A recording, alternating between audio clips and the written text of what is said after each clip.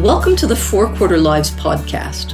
I'm Aviva Wittenberg-Cox, and this is my opportunity to share with you what I have in store over the coming weeks and months. You're likely to live and work a lot longer than you might have been thinking. The extra 3 decades science in this past century has gifted humans means our kids' lives will be stretching towards the 100-year mark, maybe yours too. This impacts everything: our careers, our couples, even our companies and countries. That old 3-course meal of life, education, work, then retire, is morphing into a 4-quarter feast. The really new course, some might call it the pièce de résistance, is this 3rd quarter, the 25 increasingly healthy years after 50. Its arrival profoundly impacts all the others. 4 Quarter Lives explores how people are navigating this new longevity. How will we plan, digest, and transition through each of these quarters?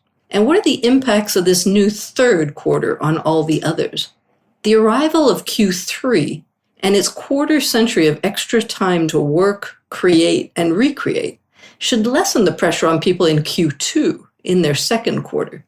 They seem overstressed with trying to do everything all at once: careers and families, finances and skills. If we can help them see that careers are stretching towards the 60-year mark, perhaps they can learn to pace their early decades differently. I'll be getting lots of intergenerational perspectives to help us compare notes across quarters on the priorities and prescriptions each might have.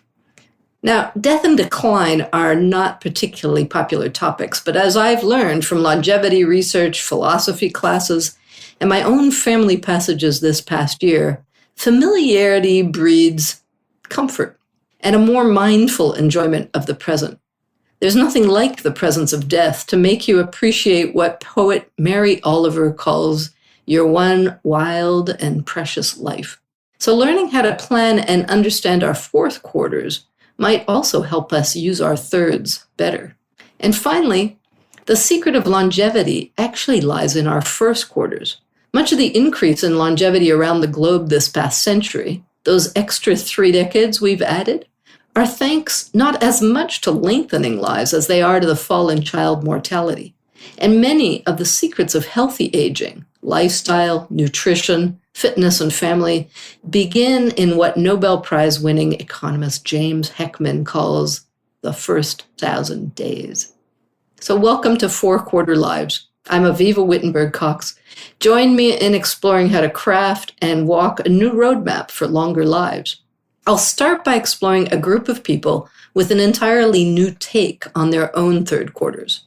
They're role models of new ways of leaning into life after its midpoint.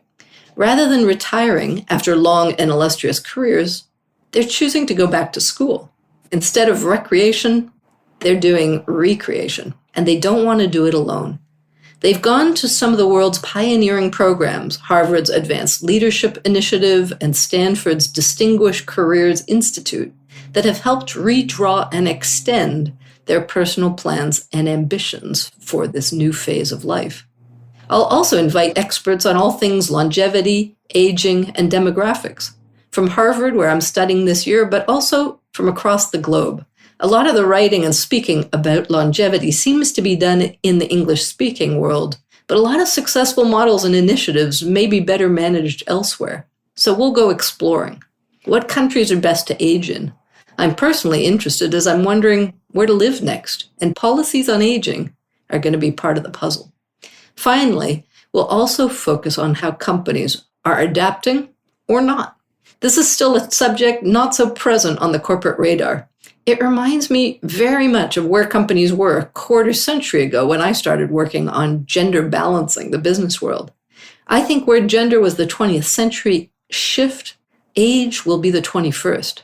So we'll be tracking and celebrating the companies innovating in this space, both in how they flex to manage aging talent and also how they adapt to serving aging customers and markets. I'm on as much of a journey as my listeners to understand how to age well, how we can become skilled transitionists and move gracefully from one quarter to the next at every age in every country. So I hope you'll join me. pull up a chair, sit, and feast with me on our 4-quarter lives.